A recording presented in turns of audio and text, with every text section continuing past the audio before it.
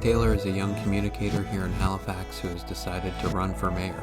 Max's campaign has been the creative project of someone who clearly wants to breathe new life into the political orthodoxy of Halifax, where you have only two other people running, and election day rapidly approaching on the 17th. It's also occurred to me that Max could be described as a social media personality.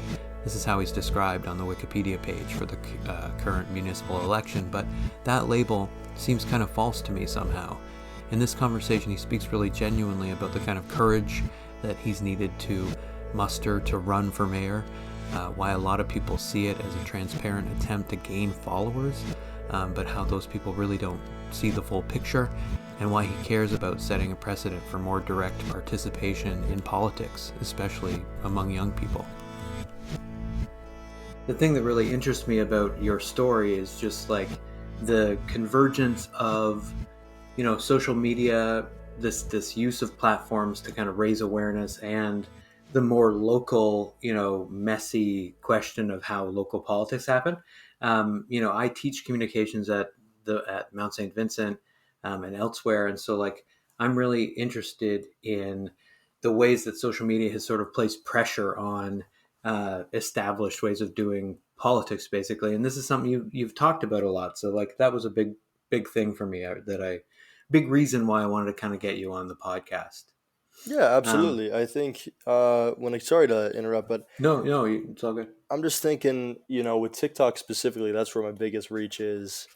It would be incredibly beneficial to have a large following in Halifax to use for the election to kind of get the numbers up. But because my numbers for Halifax are so, it's just so abysmal, so tiny on TikTok, it wouldn't really make that much of a difference. So I'm really trying to exploit as much as my Instagram as I can, just trying to get new things going, get Twitter going, trying to get as many things as I can that are new. So although social media, I do know a lot about it, what I have existing honestly doesn't give me a massive boost besides getting me some CBC articles.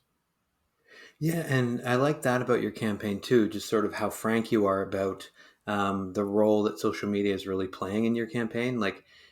It's making it part of the conversation. The mayor has said he's not going to get on TikTok just because you're joining the race and Yeah, this kind of yeah. thing. But I like how, again, kind of upfront you are in terms of using this platform to generate attention, right? And turning that attention into higher voter turnout. You kind of just flat out acknowledge that it's about what gets clicks and trying to understand how the algorithm works, and that democracy is kind of this visual, data-driven thing now. But yeah, also this fact that, as you say, less than 1% of your followers on TikTok are from Nova Scotia, so it's it can't be considered a publicity stunt. It seems to me and I'm just kind of projecting on some level, but it seems like the number one thing is to raise awareness for the need just to participate democratically in what's happening, and then the other side seems to be about using this as an opportunity for individual growth. Like you talk about looking for productive criticism and how this is really an opportunity to kind of hone your craft. Oh, Um, absolutely. I mean, in a lot so of I think ways, that's that's cool. that's true, and I think as we go along too, right now there's a huge dialogue around the world. It's saying people need to get involved, people need to care, people need to vote. And I think that all comes down to just basically people need to talk to each other. And me being up here, I mean, people can come at me as negative as they want. And if I'm not able to respond to that with finding some sort of, gold nuggets within their criticism, then the whole thing I'm doing here won't make any sense. So I really have, although it's hard sometimes to read some of the things that people say, my whole point here is to get dialogue going. So if I can't have a conversation with someone who comes at me aggressively from the start, then really I don't learn anything. So I mean, at the end of the day, it's a huge learning experience, but I think there's definitely important messages that need to get out, and that's what I'm here for. And the thing to me, it's shows a certain degree of courage in a sense. Like you've talked about this need to, and I love that metaphor of finding gold nuggets in the kind of negative feedback that sometimes you're going to bear the brunt of. Yeah. You've talked about how there is this mold in politics. It's raised in the mayoral debate in relationship to the question of why council is so white and so male. And I definitely agree, right? This mold, though, I wonder how it operates basically in terms of, maybe being a deterrent for a lot of people actually thinking that they should participate in politics and that kind of thing. And so that to me speaks to the specific courage that you have to like be willing to learn how to effectively communicate in this high pressure situation where, public communication has to be performed in a specific, rigidly defined way, sort of, right? And my question is basically like, why do you think there might be more room now for different perspectives in politics? And how do you maintain some kind of self assurance in the face of your doubters? I mean, you've talked about the literal ridicule that you and others feel when you're compelled to run for office. Like, how do you negotiate that? Yeah, I mean, it's definitely a balance. It's hard. I mean, I already have lost a ton of friends doing this. I mean, a lot of the times it doesn't necessarily make sense to me because, some of the people I've grown up with, I'll see on their profiles, they'll attack me and they'll post things about just like a personal attacks that don't really have anything to do with politics, just which is strange because it's all around the political sphere. So they'll come at me with these things, and then I click their profiles, and all their profiles are about advocating for change. And I'm like, okay, so you want change, but the second someone tries to bring it about, it's not the change that you want right away. I mean, obviously, as one man, I can't do a lot of things. I mean, but I can start some sort of a conversation. So now all of a sudden, the one thing that doesn't make sense to me with the criticism, although I welcome it and accept it, is all the people who advocate for change are against it more than anybody else. And that's the thing that doesn't really make a lot of sense to me. Yeah, there's a certain hypocrisy, I think, to woke politics, as it's sometimes called, like the politics of just seeming alert to these kinds of political issues. Like, I think on some level, that kind of politics can become just gestural. That's a term I've heard used. It's just a gestural thing where you're making the gesture, but then because you're risking far more in actually like entering into dialogues with people, maybe people you disagree with, that gestural politics is a little bit of a shroud, as it were, right? Or a little bit of a thing that you can wear online, but then you don't have to like put your money where your mouth is, to use a phrase that I think you've used in a few Oh, interviews absolutely, absolutely. And during this campaign. it's a tough thing, but I mean, at the same time, like I think there's going to be two wins for me coming out of this. Like, regardless if I win or lose, the two wins are going to be number one. If more people show up to the polling stations, or if the voting numbers go up, that's a huge win because that's the whole reason I started this whole thing in the first place. And number two, if I see the next election, there's more than three people running. I mean, those two things would be massive because I think the Yeah, fact that yeah, there's yeah. only three people running is ridiculous. I mean, I understand that for the rest of the council positions, I don't know if it's in history, but it has the most people running for a councillor spot or amongst the districts, maybe in Nova Scotian history. There's a ton. There's like 80 people, I think. Wow. This is like more than ever. And oh my god, And don't yet, don't fact yeah. check me on that just yet, but I'm No, pretty no, sure. yeah. Yeah, but But there are a lot of counselors who have been incumbent for like a number of terms who are leaving, right? oh yeah, exactly. I think there There's are going to be more a lot of new openings people, and this time around. it's big. I mean, like, but then I guess right now the big thing with the mold is a lot of these career politicians feel they have to work their way up. Okay, you have to start at a small job. Okay, then we have to become a counselor. Okay, after a counselor for two terms, then we can run for mayor. Blah blah blah. No, you don't. Just as it's your right to vote, it's your right to get involved at all levels. I can walk in, fill out the right forms. I mean, it'll be a pain in the ass to fill a lot of these out, but it's really, in the grand scheme of things, anybody can run. So why don't they exercise the right more? And this is kind of putting a spotlight on the fact that you can and you should. Hmm. And I think, for a lot of people in this city, the election of Lindell Smith as a counselor really, represented a kind of glimmer of hope, right? That there were significant openings for diverse voices. Like, it's not just the fact that Lindell Smith is a person of color; it's like the way in which he, I think, does his job itself is so representative of how you can actually, as you say, kind of maybe avoid some of these hurdles, like these established steps that people are supposed to take, and actually contribute to the community in this really significant way, just through his energy. I mean, Lindell Smith's just kind of sheer energy, and social media, I think, plays a role in communicating that energy to people. Right? It's that shortcut in a sense. You can, obviously, traditional media matters to some extent, but TikTok and so on, like this is something I wanted to ask you about more specifically. Like, TikTok, obviously, you've acknowledged that these platforms have been really big in establishing your popularity. But I wanted to ask more broadly about the politics of platforms at a moment where you've got Donald Trump threatening to ban TikTok, forcing the sale of TikTok.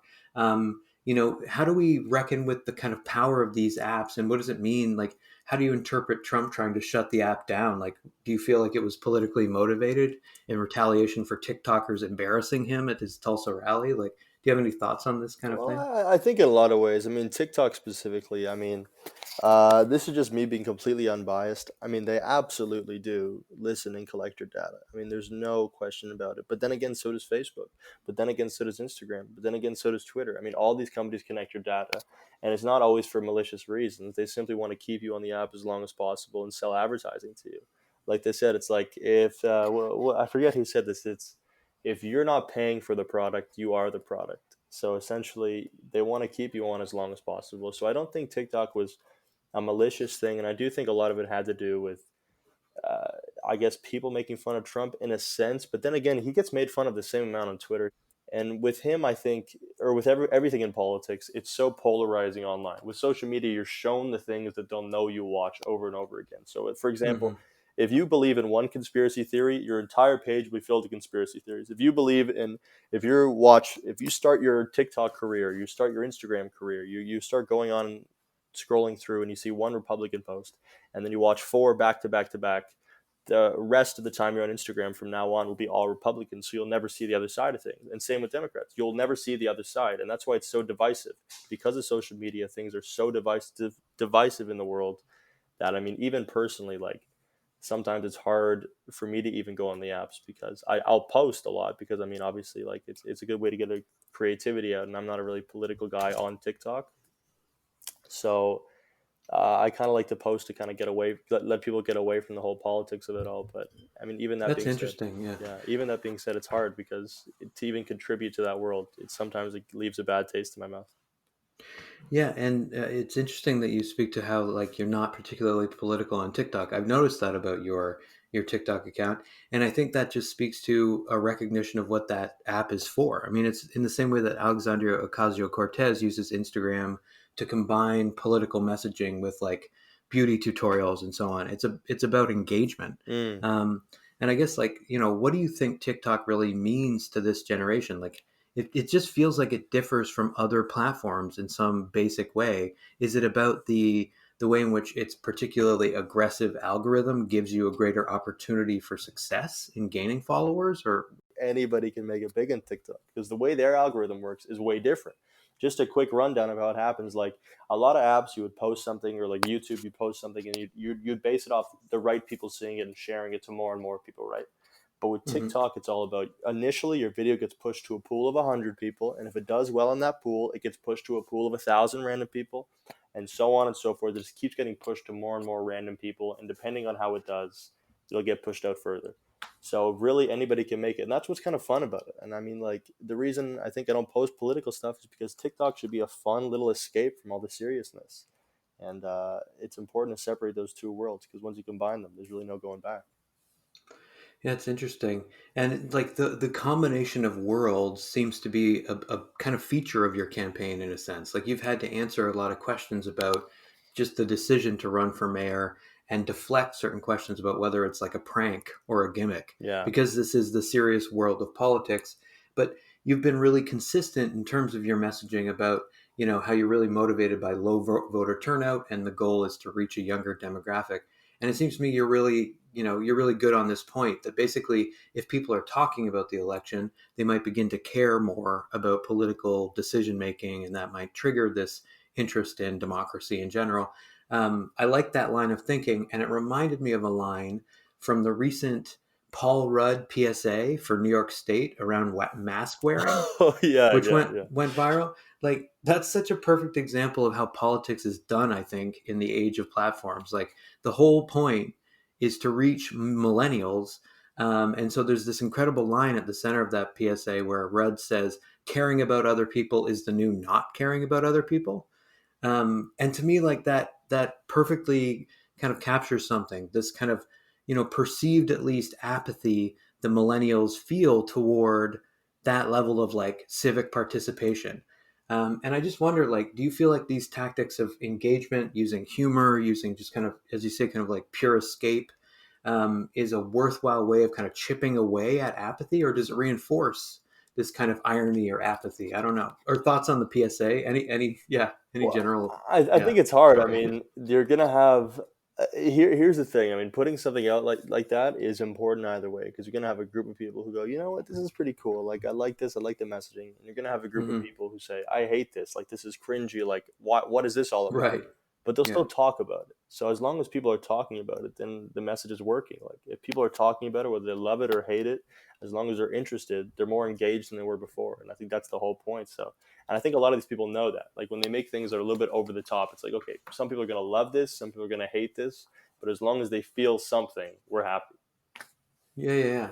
It's funny how we place this emphasis on engagement, and it doesn't even like part of that metric is never. It's not always like positive versus Oh, negative. It's just exactly. engagement, right? Yeah. Itself is like valued, which I think is interesting. But like, and speaking of, I guess values and so on, like like the thing that obviously I've heard consistently in your messaging is that you have a deep connection to Halifax specifically.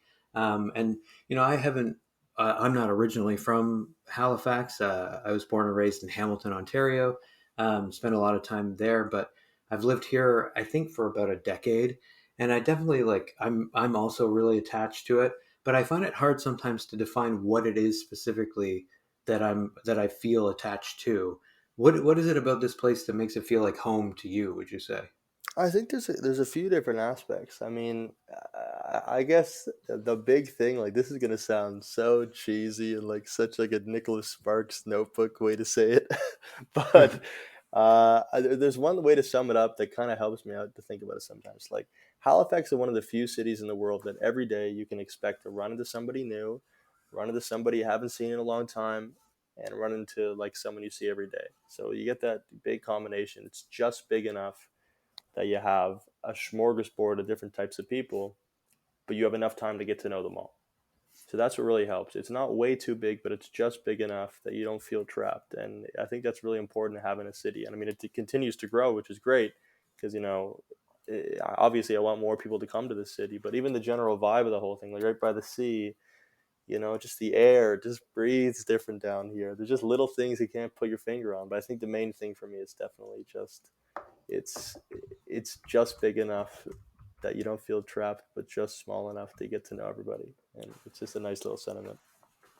Yeah, I don't think that's too, sentimental. I feel that same way, and I think a lot of people do say that about Halifax. At least the core is one of its drawing points is the size, and as a political figure, I think one of the specific challenges of trying to be a leader in this province and in this municipality is trying to recognize the diverse needs and different challenges of these communities. Yeah. Have you had that experience of kind of traveling through Oh, absolutely. HRM I and mean, here's the thing that a lot of people like. I mean, people definitely like to talk about the TikTok, and I think as the weeks go by, I should start promoting this more myself. But here's the truth of the matter: like I've lived in Ingrimport, like in Muscatawbin, like I've lived there.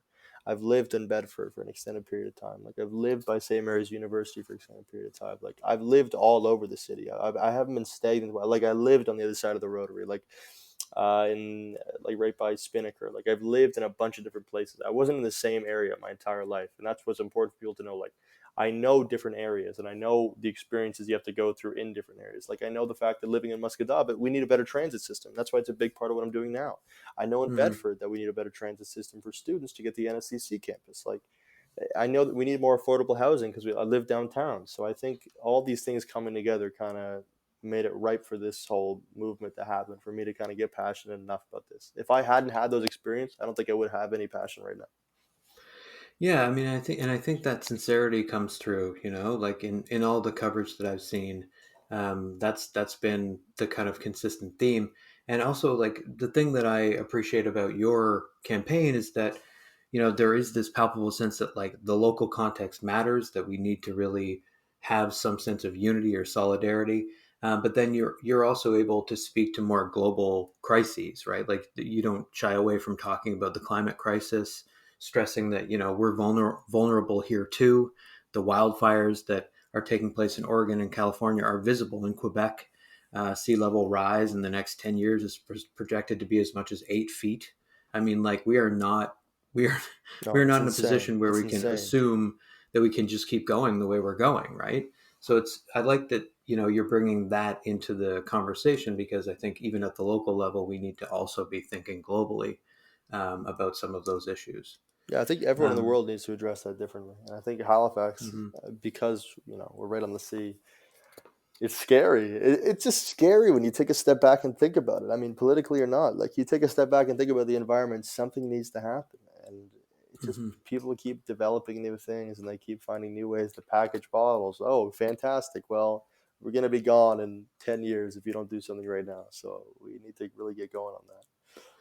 Yeah, like and what's scary now is this feeling of like there's no alternative, like that the system as it is too big to fail, and yet it's too dangerous to continue. And so, like, what do we do? Yeah. um, and so I think, like, the hope is that millennials, through some form of like political awakening, Greta Thunberg, I don't know what, will have a renewed kind of investment in this, in global democracy, basically, and fight the stagnation, basically. And we see this at the local level. The Halifax Examiner noted that you're entering a race where, according to the only public polling done so far, the incumbent mayor, Mike Savage, has the support of almost 90% of decided It voters. was unbelievable. So, like, you're not concerned about winning, so that doesn't depress you necessarily. It's not something you're going to be discouraged by. It Yeah. does suggest a certain kind of stagnation. I mean, it also suggests people have a lot of faith in Mike Savage, but the fact that they're the only alternative is Matt Whitman, this swing to the right wing, suggests we need more people participating in the conversation, right? I think this is part of what's going on, and I guess I wonder, like, how do you see your role here? Like, do you feel like you are complicating the conversation? What are you getting out of it personally? And how would you feel if it ended up that you played kind of a spoiler in favor of Whitman over the incumbent Mike Savage? Well, I think here's the truth. I mean, at the end of the day, I don't think I'm going to take votes away from either one of them. I think they both have very firm bases of people who believe in them, and they're very passionate about both of them.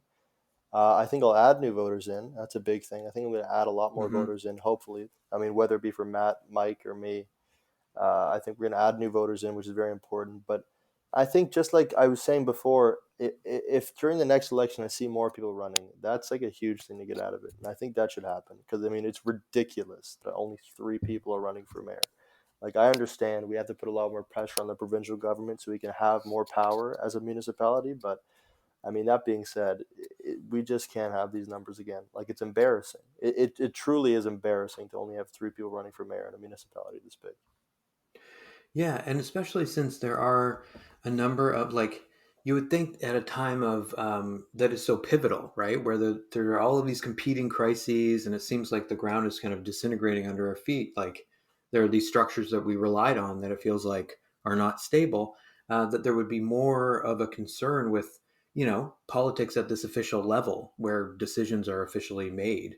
It's a particularly politically charged time, and so I hope that you entering the race does trigger some moment of, like, identification where young people, especially, you're like 15 years younger than me, um, feel like they can do this, right? Like, with it, that it's within their grasp. That they don't just have an opinion; they might actually have a potential platform. And, like, one of the central issues in this election, one of the things I wanted to bring up with you, a particularly contentious thing, is the relationship we have to history in this province and more broadly. Like, I've been interested in how recurrently this has come up and how divisive it has been, like, especially with Matt Whitman, I think, trying to kind of drive a wedge. But, like, social movements like Black Lives Matter, Indigenous rights groups have successfully started to target monuments to what I consider a white supremacist colonial history. Yeah. You got Whitman, he's really against the removal of these statues. He even said at one point he wants to put up more statues, that we need to not live in the past, and yet he wants to put up more statues. Like, this is the crazy thing. Yeah, he's a It's wild card. He's a wild Yeah, card. but, like, and also the reporting on it also it's a bit problematic, you know. Like I thought that the Halifax magazine really kind of did you an injustice to some extent when it said that it was hard to take a candidate without a real policy platform very seriously. Well, yeah, It's crazy. just Like he just said, just I don't. just just to, Yeah. just to say this too at the same time. Yeah. Yeah. Uh, I'll of course put like a more defined platform out next week because we have a big release. But I Hmm. put out all of my opinions. I've said things over and over again, and if people can't cut through the weeds to read those, it's just ridiculous. I mean, obviously, Hmm. traditionally, people have had come out with big platforms at the start of their campaign.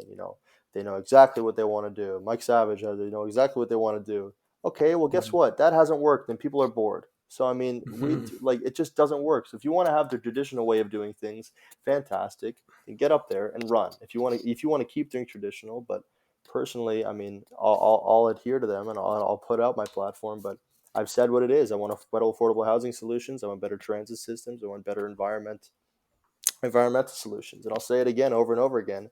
And if they need me to put it in some nice little 2 sentence document just so they can read it for the 10,000th time, okay, so be it. But I just think it's important that when someone comes after me for not having a platform, it's like, okay, you know what? I've said my opinion on everything. I don't understand what the problem is here. I really don't.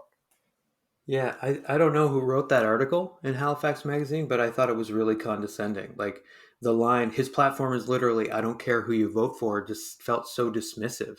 It's not dealing with the actual texture of what you're bringing to the conversation, the motive. It's not dealing with democracy as any sort of radical idea. It's just saying, this kid's a joke. It's really Yeah. callous in a weird way. But on this question, though, like I just thought that was most of the coverage has been fair, but I thought that was, Yeah, I know what you mean. a To, weird to be fair, article. most of the coverage in the media has been really like I've been okay with, like absolutely fine with it, and even the negative ones haven't been way too bad. And like to me, it just suggests a resistance to new ideas and new ways of doing politics. Like, and in some ways, both of the other candidates in their in their own ways reflect that kind of entrenched way of doing politics. Like Mike Savage is a moderate centrist. He's kind of unflappable. Whitman, as you say, is a bit of a wild card. He's used social media in controversial ways, Yeah, but both of them I think still represent a kind of established way of doing things. Like Whitman's model is a little bit of the populist model that Trump uses on some level. Like there's a lot of dog whistle racism. I would say the fact that he just randomly says he's happy that the Cornwallis street name wasn't changed to New Horizons. I mean, what's wrong with New Horizons? Don't we want don't we there want New there are Horizons? certain things that I think he just kind of thinks and puts out, which don't get me wrong. One on one, Matt Whitman is incredibly well spoken one on one, and he's been very nice to me. So I have to give him kudos for that. But I think sometimes he just kind of puts things out in the world without really thinking about them, which is it's definitely an interesting way to live, is what I'll say. Yeah, whereas like Savage is the opposite. He's like far more controlled, and yet I would say he still reflects that really entrenched way of thinking, where he's talking about Black Lives Matter protesters toppling statues, and saying like that's not the right way to do it. He says Halifax had a respectful process focused on education, and like I agree that's in some ways like more comfortable for people. But I don't think it was right for Savage to kind of go after, protesters in Quebec taking down the statue of Yeah, John A. Macdonald. yeah. To me, like that is a sincere expression of rage that comes out of just a refusal to accept these forms of structural Yeah, I disadvantages, think right? he's very polished in a way. Like once Hmm. again, he's a great politician, and I think he's handled a lot of things in the city, like his COVID response. Obviously, we're one of the safest places in the world, so he's done a great job. But all that being said, I do think there's a little bit of a je ne sais quoi that doesn't always sit right with these career politicians, and it's not him. It's a lot of people, right? Like there's a Hmm. lot of promises that get made that never happen. I mean, 8 years ago when he was elected, we heard about better affordable housing solutions. We're gonna have better affordable housing, and there's a specific act I have to find. Someone was telling me Yeah. about it the other day, where we're for sure gonna have better affordable housing solutions in Halifax. And another bill was passed that says, okay, now we can regulate places differently. So if you're a small business that you know is in downtown Halifax, you'll pay the amount of tax that comes in, and you don't have to like just pay based on where you are. Like it's ridiculous for a small little tie shop to pay 2 times as much taxes as Costco. You know what I mean? So like there are Hmm. regulations that say these things should change, and yet it's been 8 years and nothing has. We've just seen more buildings go up. So I think there's he's although he's a great man, I think there's little things that definitely need to be worked on. It's because nobody can be perfect. And that's why I liked the element that you brought to the mayoral debate, right? Where you were, it seemed to me that you were really respectful toward the other two candidates. You know what I mean? Like there are moments where you're complimenting Savage on his handling of the pandemic, but then I think one of the most revealing moments was when you asked for information on the success of the Bridging the Gap program, this program for keeping educated young people in the province. Like that element of humility in a sense is to me what's missing in politics, and the thing that makes what you're doing so relatable. It says like these are things that I value that I think are not getting done. I'm here to insist that they get done, but not in any sort of like um, overly aggressive or like personal way, right? To me Yeah. that's a really productive way to communicate. I think it's So important too. I kudos. mean, thank you, Yeah. thank you very much. Because it's important. I think. I mean, a lot of my life, I was the guy who's like, no, I know this, I know that. And it's like just no way to live. Like, there's no Hmm. growth as a person if I think I know everything. So, I always go in expecting to be the stupidest person in the room. I think my mom told me that. So, Yeah, I've be been the living rock, by it. not the river. Yeah, You know what I mean? Like yeah, yeah. be Sure. be somebody once told me like it's better to be charmed than charming, Yeah, that kind of thing. Like and yet there were moments I thought where you again like really productively tried to distinguish yourself from them on certain issues, right? Like I mentioned, you're extremely adamant about the need for action on the climate crisis. But then the other thing that you've mentioned is affordable housing. I read in the Halifax magazine, kind of not particularly fair article that you were, strong on this issue of a living wage. That's something that I've spoken with Elaine Power about on this podcast. She's a researcher who's focused on, guaranteed basic income, which is like, in fact, statistically a thing that most Canadians support. And to me, like this is something that is just not often part of the conversation in these official campaigns. So for me, this is again why I find your campaign so kind of refreshing, is that you're openly favoring these kinds of policy initiatives, and thus it seems to me the point of the whole thing is to kind of normalize this as part of a political conversation. Do you see an opening during the COVID-19 pandemic for making these kinds of policy issues a normal, natural part of the conversation? I think yeah, I think there really is. There needs to be a lot of dialogue about it. I think right now in COVID, it doesn't really make a lot of sense for the city to be focused on, okay, how are we going to bring new people in? Like, what can we do to grow the city? No, no, no. Until this is resolved, I mean, although it's a pain in the ass, until this is resolved, we need to figure out how to make the city as well run as possible for the people who live here now. We need to make sure people here and now get back on their feet. We need to ensure that people who live in Halifax right now can stay up, can stay affording their apartments. They can stay working. We need to make sure that happens in this city. We have to stop working on how we're going to develop new buildings for people who want to move here. Right now is not the time to focus on the people who want to come in. There will be time for that next year, when things are resolved, hopefully, the year after when things are resolved. But right now, it's important we just focus on making the city as comfortable as possible for the people who are having a hard time. I think that's something people need to really focus on. Absolutely. I don't want to take too much more of your time. You're going to need lots of strength and stamina, I'm sure, to get through the next little bit of time. Yeah, fair, fair. But it's nice of you to talk to me. The thing I wanted to mention is that again, looking at this debate on YouTube, the comments in response to what you're saying during the debate were like, and this is extraordinary for the internet. They were like all positive. There were lots of comments about like he's better than Whitman. Go Max. The Yeah, I was city's stuck in surprised. the I was past. surprised. Yeah, people saying the city's stuck in the past and that we need you. All this stuff. So it bodes well, I think. And so maybe it is about this kind of pandemic moment we're in, but there is, I think, this new desire for political ideas. And it matters that Mayor Savage said during that debate that there's no guidebook for handling our specific circumstance we're in now because it is unprecedented. And I wonder, do you think it's allowing us to think outside of these familiar molds, basically, that we place politics in? Are we able to kind of broaden our thinking about what politics means at this moment? I think so. I think now that COVID comes into play, I mean, it's a terrible pandemic, 100%. It's really destroying a lot of our economies. But the one benefit I think comes from it is it really makes us think on our feet and think fast. I mean, we Hmm. have to make new policies, we have to make new agreements, we have to understand how the city's going to be run. Like, it makes our improvisational skills better tenfold, like by a mile. So I think that's the one thing that's really important is we're learning how to adapt to situations that happen right now, which can only benefit us in the long run. So I think that's an important thing, skill that we're learning how to hone in right now, is how to better take the punches and roll with them, to say.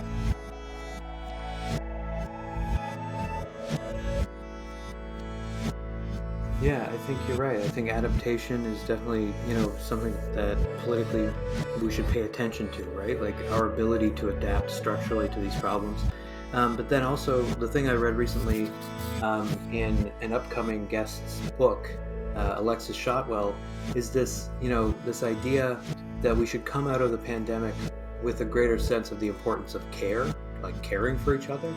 I think that's hopefully another outcome, but anyway, remains to be seen. But I do appreciate you making the time. Hey, Thanks for thanks for having talking me to on. me. I really appreciate it.